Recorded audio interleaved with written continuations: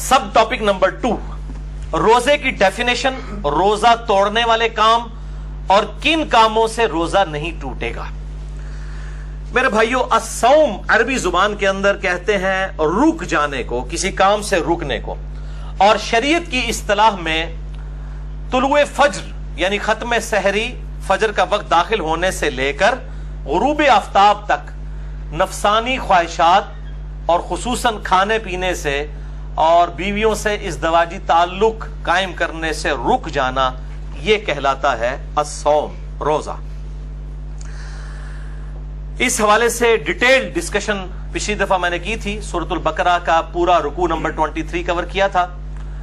अब रोजा जो है वो किन कामों से टूटता है, उस हवाले से सूरतुल बकरा की आयत नंबर 183 से 188 में 187 नंबर आयत के अंदर मैंने पिछली दफा डिस्कशन की थी, जिसका नतीजा यह है कि मेनली 2 चीजों से रोजा टूट जाएगा। नंबर 1, खाना पीना या जिस्म में कोई चीज दाखिल करना, खा वो टीके की शक्ल में रग में हो या खाल में हो या मैदे में कोई चीज टपका दी जाए। और नंबर 2, बीवियों के साथ इज़दवाजी ताल्लुक को कायम करना।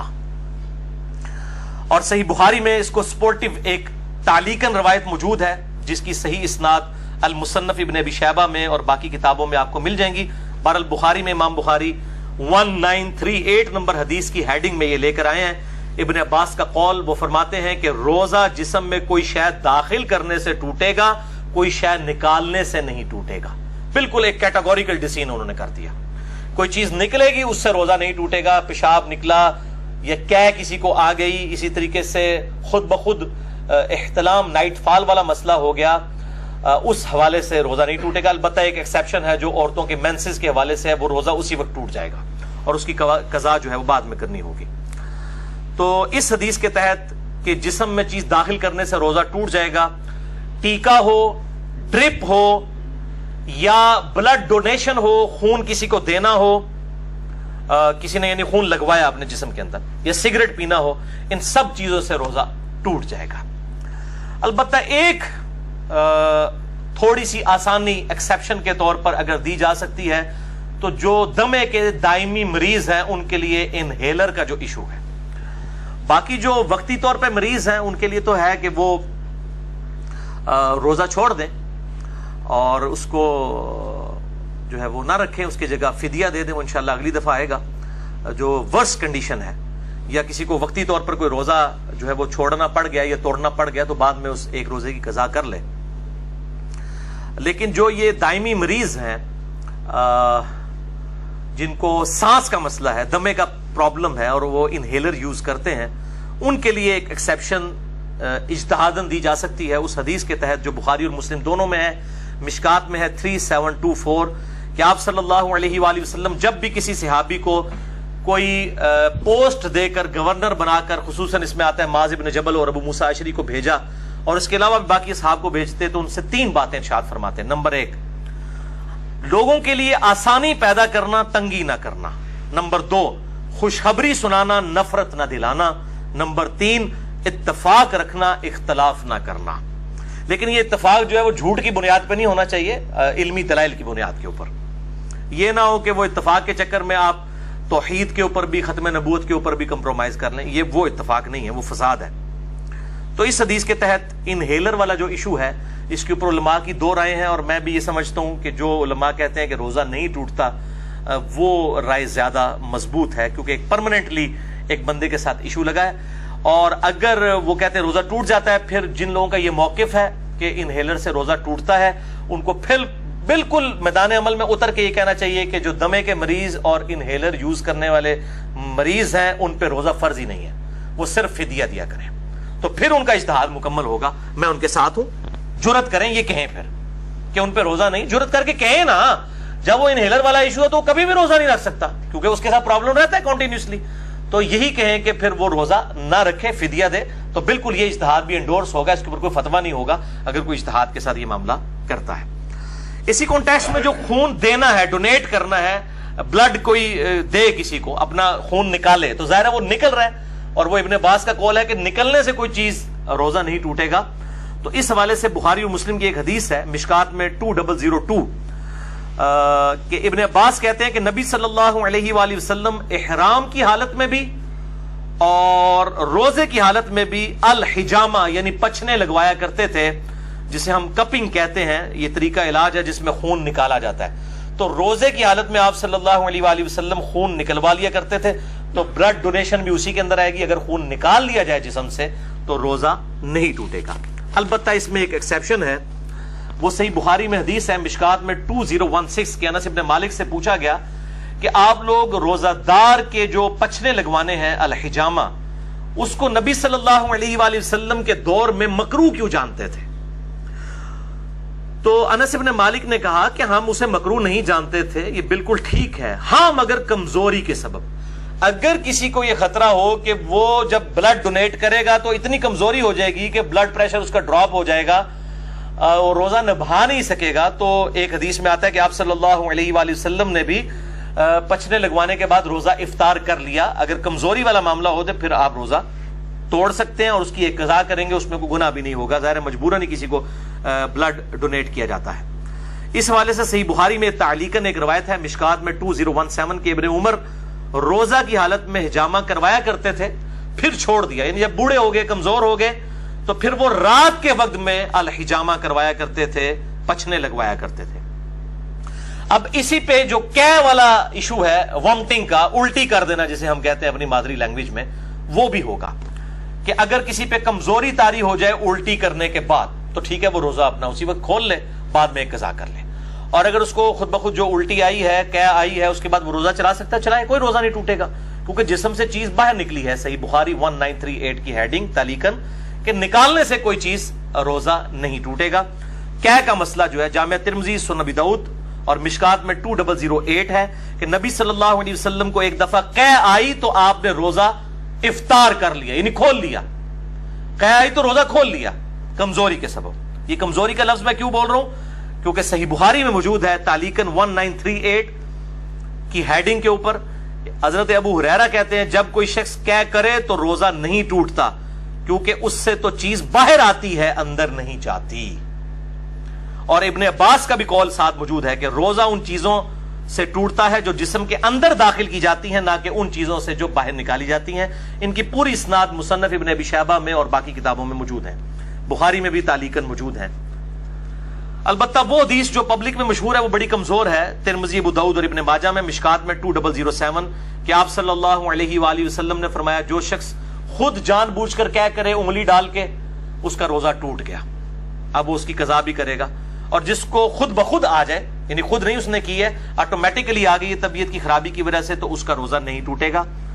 یہ حدیث جو ہے اس کو امام ترمذی نے کہا یہ ضعیف ہے، اور انہوں نے کہا میرے استاد امام بخاری بھی اسے ضعیف کہتے تھے. امام ترمذی نے ساتھ لکھا اس میں حشام بن حسان مدلس ہیں اور ان سے روایت کر رہے ہیں، سما کی تصریح نہیں ہے. البتہ اس کو سپورٹیو ایک صحیح روایت موجود ہے موقوفاً ابن عمر رضی اللہ تعالیٰ عنہ سے. المصنف ابن ابی شیبہ میں انٹرنیشنل نمبر کے مطابق 9188 ابن عمر رضی اللہ تعالیٰ عنہ فرماتے ہیں جو شخص جان بوجھ کر کیا کر دے، یعنی جان بوجھ کے انگلی ڈال کے، تو وہ شخص پھر اپنا روزہ افطار اسی وقت کر لے، اس کا روزہ ٹوٹ گیا. اور جس کو خود بخود کیا آ جائے تو وہ اپنا روزہ کنٹینیو کر سکتا ہے. لیکن وہ بھی اگر کمزوری آ گئی تو وہ آپ حدیث سن چکے، آپ صلی اللہ علیہ وسلم کے ساتھ ایسا معاملہ ہوا. تو اگر کسی کو صبح ہی الٹی آ گئی ہے اور روزہ جو ہے وہ 15-16 گھنٹے کا، اس کو پتا پیٹ تو خالی ہو گیا، میرے تو بھوکنا کم ہو جائے گا، تو وہ کھول لے روزہ. پھر اس کو اجازت ہے کیا والے کو کہ وہ روزہ نہ رکھے، اور اگر وہ چلانا چاہتا ہے تو چلائے، وہ روزہ شمار ہوگا. اسی طریقے سے بعض اوقات سحری کے بعد کھٹے ڈکار وغیرہ آ جاتے ہیں، تھوڑی سی الٹی گلے میں آئی، منہ میں آئی، پھر واپس چلی گئی، اس سے بھی روزہ نہیں ٹوٹے گا.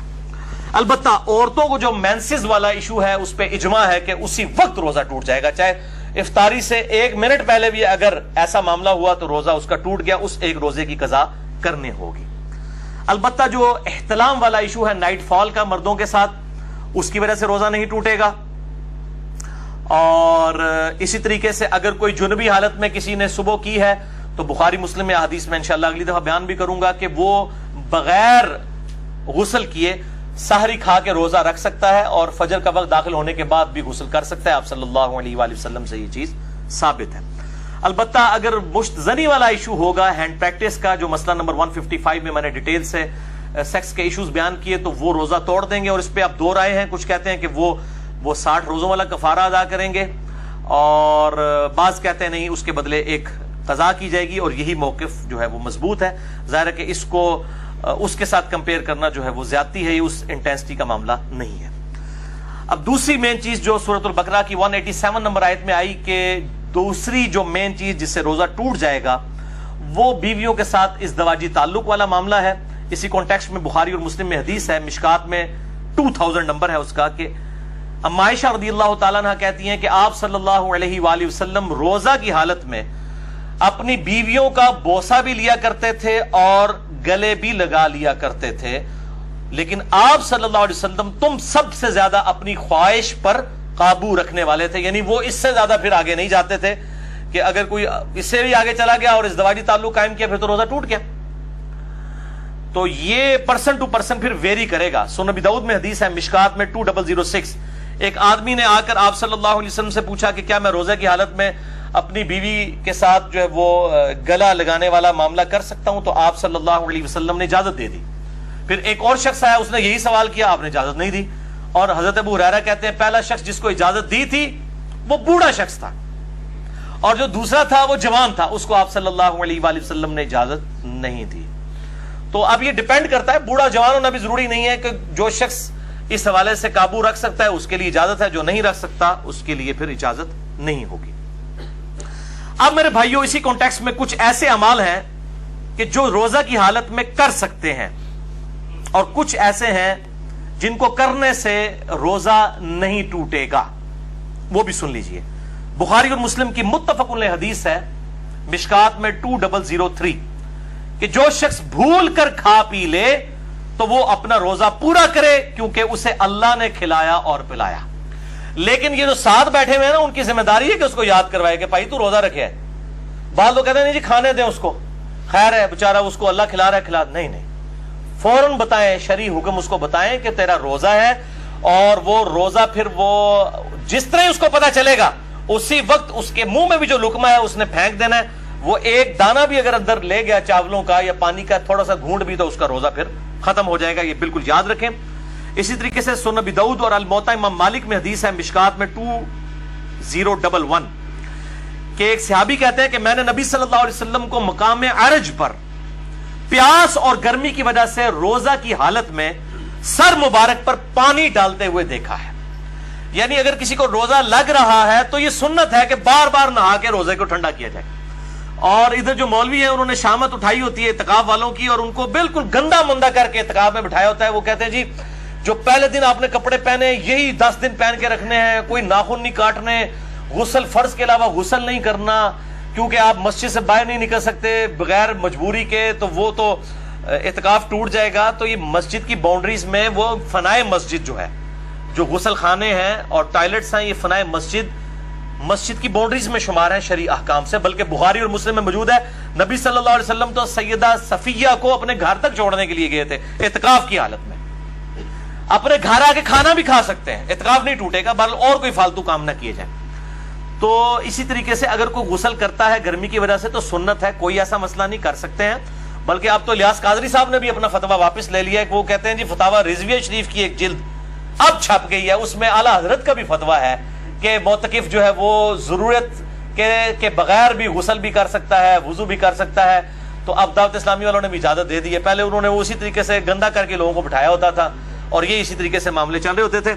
حالانکہ مطلب احادیث پہلے سے موجود ہے, لیکن جب بزرگوں کی کتابیں ڈسکور ہوتی ہیں, دریافت ہوتی ہیں, پھر ان کو کہتے ہیں ہاں جی واقعی جی دیسی بھی لکھے ایسی جی, ٹھیک ہے نا. تو وہ پرائرٹی تو بزرگ ہوتے ہیں. اسی طریقے سے صحیح بخاری میں تعلیقاً 1930 نمبر حدیث کی ہیڈنگ میں ہے کہ ابن عمر روزہ کی حالت میں گیلے کپڑے جسم پر ڈالا کرتے تھے. یہاں پہ بھی ہمارے پنجاب کے اندر رواج ہے, جب زیادہ گرمی ہوتی ہے لوگ رومال جو ہے وہ گیلا کر کے کپڑوں کو بھی گیلا کرتے ہیں. لیکن اس میں آپ اپنے کپڑے گیلے کریں, یہ لوگوں کے اوپر جو پانی پھینکتے ہیں اور کہتے ہیں جی کسی بڈھے ہوتے پانی سے اٹھوتے بارش ہوتی ہے, یہ بالکل غلط بات ہے. اس طریقے سے کسی کے ساتھ یہ کام نہ کریں, اپنے ساتھ ضرور آپ کرنا چاہتے ہیں کریں. اور ایسا معاملہ بھی نہ ہو کہ آپ نے اتنے باریک کپڑے پہنے ہیں کہ آپ ان کو بالکل گیلا کر لیں اور آپ کپڑوں میں ہی ننگے نظر آ رہے ہوں. یہ اس چیز کا بھی اہتمام کرنا چاہیے.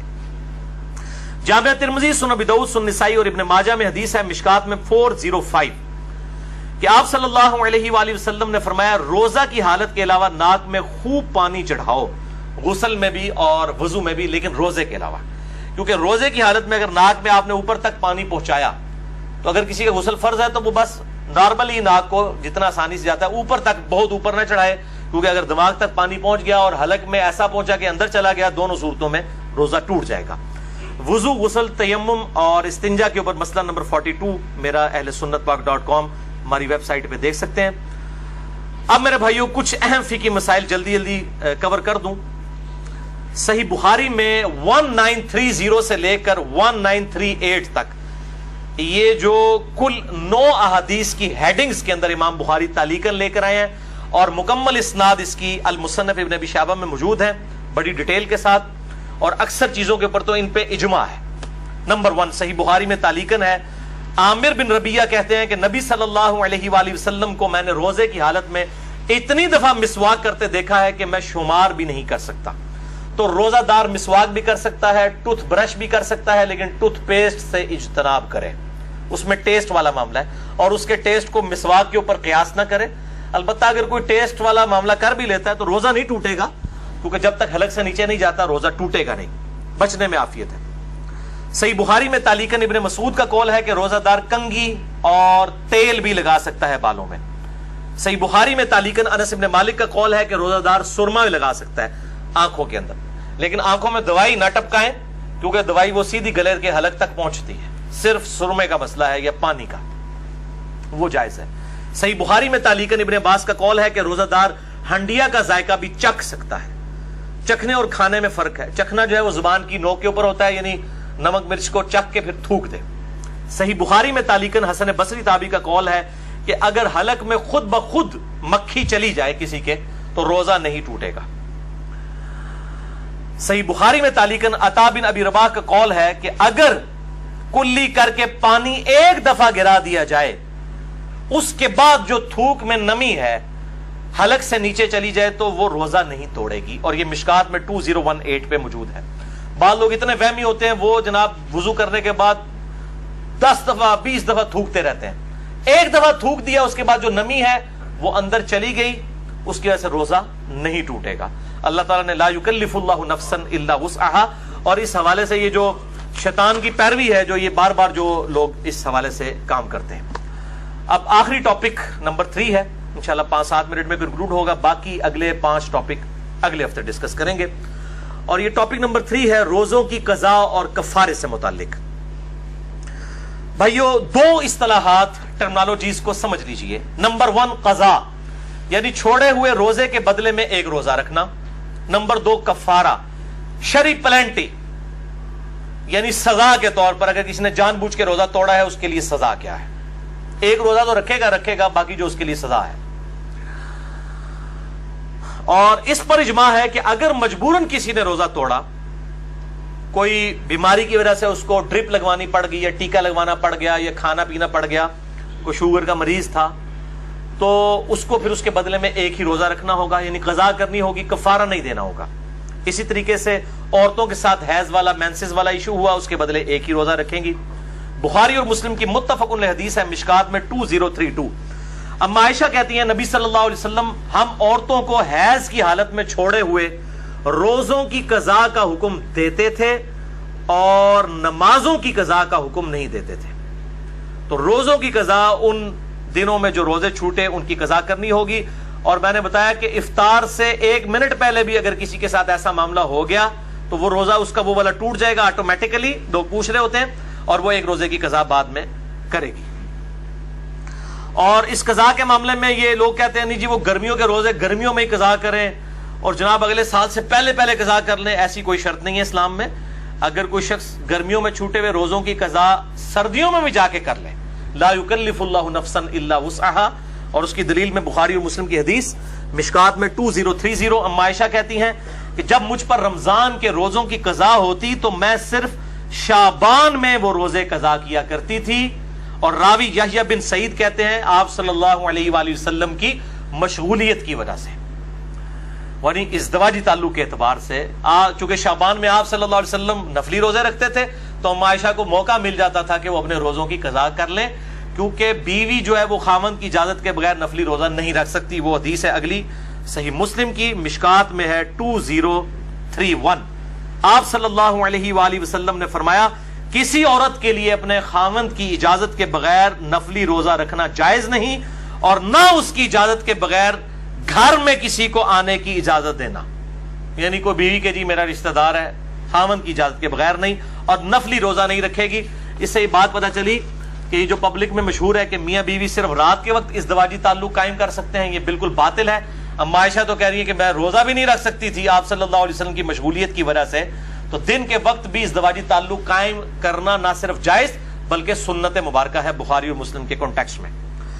اب دوسری صورتحال کہ کوئی جان بوجھ کر روزہ توڑ دے، ایسی صورت میں قضاء کے ساتھ کفارہ بھی ہوگا. اس کانٹیکسٹ میں بڑی مشہور حدیث ہے بخاری اور مسلم کی، مشکات میں 2004. ایک آدمی حضور صلی اللہ علیہ وآلہ وسلم کے پاس حاضر ہوا، کہا یا رسول اللہ صلی اللہ علیہ وسلم میں مارا گیا، میں نے روزے کی حالت میں اپنی بیوی کے ساتھ ازدواجی تعلق قائم کر لیا، روزہ میرا ٹوٹ گیا، میں کیا کروں؟ آپ نے فرمایا کہ کیا تیرے پاس کوئی غلام ہے کہ اسے آزاد کرے؟ یہ پہلا آپشن ہے، اور ترتیب بھی یہی ہوگی. یہ آپشنل نہیں ہے 3 میں سے 1 بلکہ یہی ترتیب ہوگی. میں نے کہا یا رسول اللہ نہیں ہے. فرمایا کیا تو 2 ماہ کے مسلسل روزے رکھ سکتا ہے؟ عرض کیا نہیں یا رسول اللہ صلی اللہ علیہ وسلم 2 ماہ کے نہیں رکھ سکتا، ہم بھی نہیں ظاہر رکھ سکتے. فرمایا کیا تم 60 مساکین کو کھانا کھلا سکتے ہو؟ اس سے یہ بات پتہ چلی کہ 60 مساکین ایکویلنٹ ہوئے 60 روزوں کے، تو مسکین کو پھر ایک وقت کا ہی کھانا کھلایا جائے گا، 2 وقت کا نہیں. یہ لاجیکل آنسر ہے. تو اس نے عرض کیا نہیں، تو فرمایا تم بیٹھ جاؤ. اتنے میں کوئی شخص جو ہے وہ کھجوروں کا بھرا ہوا ٹوکرا آپ صلی اللہ علیہ وسلم کے پاس تحفتاً لے کے آیا. آپ صلی اللہ علیہ وآلہ وسلم نے وہ جو ٹوکرا تھا اس کی وجہ سے آپ نے فرمایا کہ وہ روزہ توڑنے والا کدھر گیا، اور اس کو بلا کے کہا یہ ٹوکرا تو لے جا اور اس ٹوکرے کو مدینے کے غرباء میں تقسیم کر دے تو روزے کا کفارہ ادا ہو جائے گا. تو وہ آگے سے کہنے لگ پڑا کہ اللہ کی قسم پورے مدینے میں مجھ سے بڑا غریب کوئی ہے ہی نہیں ہے، سب سے زیادہ غریب میں ہوں. تو آپ صلی اللہ علیہ وآلہ وسلم اتنا مسکرائے کہ آپ کی داڑھیں بھی ظاہر ہو گئیں، اور اس حدیث پہ مسکرانا بھی سنت ہے. اور آپ صلی اللہ علیہ وسلم نے فرمایا کہ جاؤ تم خود ہی کھا لو، تمہارے روزے کا کفارہ ادا ہو جائے گا. لیکن یہ خاص اس کے لیے ہے، یہ نہیں ہے کہ جو بھی روزہ توڑے تو کہ جی انہیں ایڈیاں کھجورا لے آ کے تھے میں آپ کھانا شروع کر دے کفارہ ادا ہو جائے گا. یہ اس کے لیے خاص تھا. اور اس حدیث پہ امام بخاری نے انٹرنیشنل نمبر کے مطابق صحیح بخاری میں 1936 حدیث کی لی ہے، اور اس پہ اپنا فہم لکھا ہے، باب باندھا ہے کہ اگر کوئی روزے کی حالت میں بیویوں کے ساتھ ازدواجی تعلق قائم کر لے تو اس کا کفارہ کیا ہے. اس کو امام بخاری نے عام حکم نہیں لیا کہ کوئی بھی کھا پی کے بھی روزہ توڑ لے تو اس کا کفارہ بھی یہ ہے. کھا پی کے روزہ توڑنے کا کفارہ یہ نہیں ہے، یہ ازدواجی تعلق والا معاملہ ہے، اور ظاہر ہے وہ بہت ایک ایکسٹریم چیز ہے کھانے پینے کے مقابلے کے اعتبار سے، لہذا اس کے لیول کی سزا تو اس میں نہیں دی جا سکتی. لہذا اسی طریقے سے جو ہینڈ پریکٹس والا ایشو ہے اس پہ بھی سزا نہیں اپلائی کی جا سکتی، وہ بہت ایکسٹریم معاملہ ہے جو ازدواجی تعلق کا ہے، اور اسی پہ ہی اجماع ہے کہ وہ پھر 60 روزوں والا معاملہ یہ 60 مساکین والا کرے گا. عموماً لوگ 60 مساکین والا ہی کرتے ہیں، اور یہ 60 مساکین والا دونوں کی طرف سے ہوگا، مرد کی طرف سے بھی عورت کی طرف سے بھی. یہ بات اتنے بولے ہیں، یہ بھی پوچھ رہے ہوتے ہیں کہ جی ایک کی کھلا دیں، دو نہ توڑیا بھائی، ایک نہیں ٹوٹیا، دو نہ ٹوٹیا. یہ 60 اور 60 120 بنیں گے، اور وہ اپنے اپنے حصے کے دیں. اگر کوئی وہ اس اعتبار سے خیرات کرنا چاہتا ہے تو وہ ضرور کرے. باقی اگر کسی نے اس حدیث کے اعتبار سے کوئی رزلٹ نکالا ہے اجتہاداً کہ آپ صلی اللہ علیہ وسلم نے اس کو یہ فرمایا، تو اس میں بعض اوقات چیزیں امپلائڈ ہوتی ہیں کسی معاملے میں کہ جس نے روزہ توڑنے کا مسئلہ پوچھا ہے تو وہ اس طریقے سے. جو ملی بھگت سے معاملہ ہوا ہے اس میں تو ظاہر دونوں کو رکھنے چاہیے، اگر کسی نے زبردستی والا معاملہ کیا ہے تو پھر صرف مرد کو رکھنا چاہیے. اور بہرحال اس حوالے سے اجتہاداً کوئی بھی ایشو اڈاپٹ کیا جا سکتا ہے. اب رہا کھا پی کے روزہ توڑنا، تو اس کے بارے میں ایک ضعیف روایت ملتی ہے، اور اس کو سپورٹیو ایک تابعی کا صحیح قول بھی ہے. پہلے ضعیف روایت سن لیں. یہ روایت جو ہے وہ مقطوع ہے، مرسل ہے، چھوٹا ہوا واسطہ ہے اس کا. المصنف ابن ابی شیبہ میں انٹرنیشنل نمبر کے مطابق 9774 سعید ابن مسیب تابعی کہتے ہیں کہ آپ صلی اللہ علیہ وآلہ وسلم کی خدمت میں ایک آدمی حاضر ہوا اور اس نے کہا یا رسول اللہ میں نے کھا پی کر روزہ افطار کر لیا ہے، توڑ دیا ہے. تو میں کیا کروں؟ تو فرمایا کہ صدقہ کر، اللہ سے استغفار کر، اور اس کے بدلے میں ایک روزہ رکھ لے۔ لیکن یہ روایت ضعیف ہے، البتہ اس کو سپورٹو ایک تابعی کا قول صحیح سند کے ساتھ المصنف ابن ابی شیبہ میں اسی سے 5 نمبر آگے ہے، 4 نمبر آگے، المصنف ابن ابی شیبہ میں 9778، سعید ابن جبیر تابعی رحمہ اللہ تعالی سے پوچھا گیا کہ جو رمضان کا روزہ جان بوجھ کر کھا پی کر توڑ لے تو کیا کرے؟ تو انہوں نے کہا کہ وہ توبہ اور استغفار کرے اور اس کے بدلے میں ایک روزہ رکھ لے۔ تو کھا پی کے معاملہ الگ ہے، البتہ احناف کا یہ موقف ہے، حنفیوں کا، کہ خواہ کھا پی کے توڑا جائے یا ازدواجی تعلق سے، دونوں 60 روزوں والا اور 60 مساکین اور غلام والا ایشو ہے۔ البتہ محدثین کی اکثریت کا یہی موقف ہے کہ کھا پی کے معاملہ الگ ہے، اور وہ بھی جو ہے وہ استغفار بھی اسی صورت میں ہے اگر کسی نے جان بوجھ کے کیا، اور اگر کسی نے مجبوراً بیماری کی وجہ سے کیا تو صرف ایک روزے کی قضا کر لے، اور اگر اس پر قادر نہیں ہے تو ایک جو ہے مسکین کو ایک وقت کا کھانا کھلا دے فدیے کے طور پہ۔ انشاءاللہ اگلی دفعہ 5 پوائنٹس ڈسکس کروں گا۔ اللہ تعالیٰ سے دعا ہے جو حق بات میں نے کہی اللہ تعالیٰ ہمارے دلوں میں راسخ فرمائے، اگر جس بات میں میرے منہ سے کوئی غلط بات نکل گئی تو اللہ تعالیٰ ہمارے دلوں سے معاف کر دے، ہمیں کتاب و سنت کی تعلیمات پر عمل کر کے دوسرے بھائیوں تک پہنچانے کی توفیق عطا فرمائے۔ سبحانک اللہم و بحمدک، اشہد ان لا الہ الا انت، استغفرک و اتوب الیک، وما علینا الا البلاغ المبین۔ جزاکم اللہ خیر۔